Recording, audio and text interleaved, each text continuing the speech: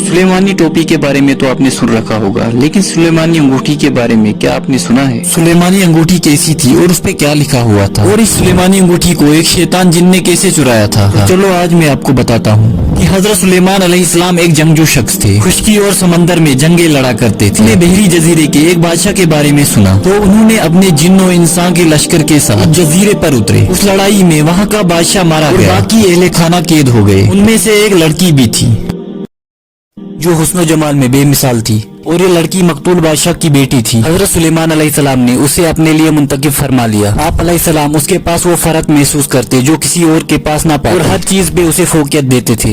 एक दिन आप अलैहिस्सलाम उसके पास पहुंचे तो वो कहने लगी, मुझे मेरे वालिद, उनकी बादशाहत और होने वाला किस्सा याद आ रहा है और मैं बहुत गमगीन हूँ। अगर आप मुनासिब समझे तो आप अपने जिन्नात को हुक्म दें कि वो मेरे वालिद का एक मुजस्मा बना दें। मैं उसे अपने घर में रखूंगी और सुबह शाम उन्हें देखूंगी। इस तरह उम्मीद है कि मेरा गम दूर हो जाए और मैं उसे बुला दूं।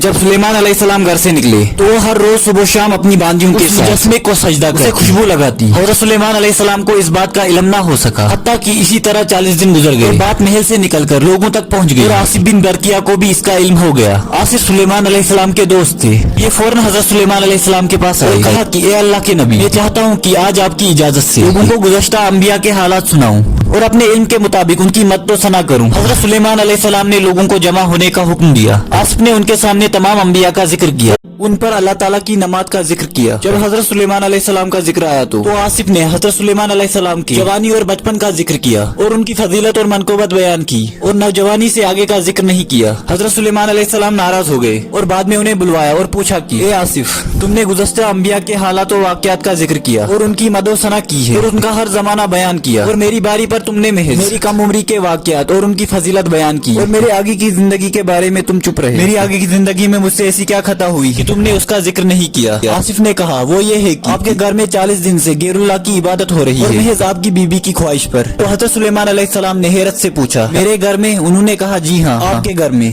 सुलेमान अलैहिस्सलाम ने फरमाया, इन्ना लिल्लाहि व इन्ना इलैहि राजिऊन। अब मैं समझा तुमने मेरी नबुवत के खबर की वजह से बयान नहीं किया। अपने घर वापस आए और उस बुत को तोड़ दिया और उसके साथ शरीक लोगों की खूब खबर ली। फिर आपने साफ कपड़े मंगवा पहन लिए और वहाँ से निकल गए। आग मट्टी वगैरह पर बैठकर तौबा के लिए मुतवज्जो हुए। इस मट्टी पर बैठकर लौटने लगे, बहुत ही ज्यादा रोने लगे और इस्तगफार करने लगे। बहुत वक्त तक इस्तगफार करते रहे और कहने लगे, ए मेरे रब, ये तेरा कैसा इम्तिहान है? आलो औलाद के घर में गैरुल्लाह की इबादत होती रही और तेरे गैर की इबादत। मेरे घर एहले खाना में गुस्सा